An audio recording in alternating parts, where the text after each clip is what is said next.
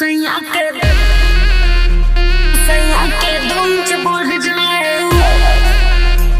सैया के धुम च बढ़ जाए, बढ़ जाए।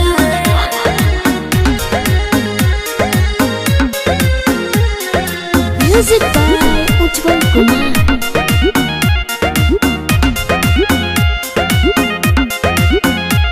बबी बोला का परेशानी बा, का कहीं कौन बात के तोहरा हानि बा। बबी बोला का परेशानी बा, कौन बात के तोहरा हानि बा। खुल के सब बताओ कि दिमाग पर हमरा पड़ जाए। ताबीज बना दियो झाजी, सैया के 2 इंच बढ़ जाए। का कहलू हो? का हो? हमरा के देखे तो देखते ही उफान के ऊपर चढ़ जाए। बच्चे जो होगा अच्छा होगा।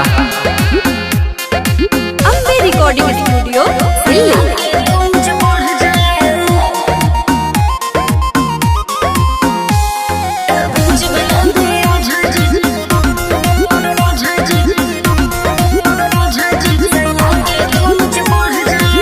छोड़ा तू सब हई फंडा के हो, झेले लगावल करो संडा के हो। ओ कैसे जे सोच के लगाइए।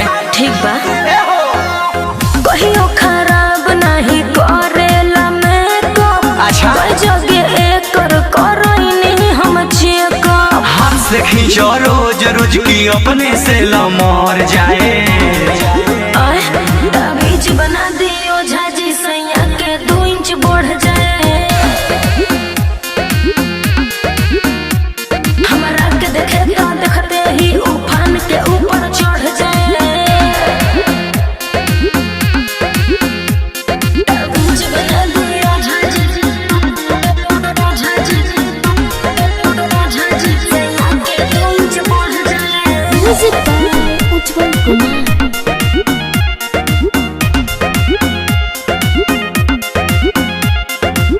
एकरा में बाटे एनर्जी के कमी, दुनू है से खाई तबे आई नमी।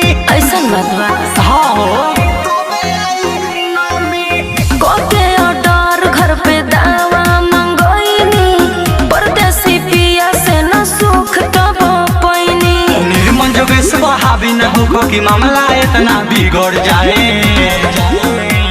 ताबीज बना दियो झाजी, सैया के 2 इंच बढ़ जाए। इंतजार करो। का हमरा के देखे तो देखते ही उफान के ऊपर चढ़ जाए। जाना अब तो साफे भी कोई लगा सड़ जाई।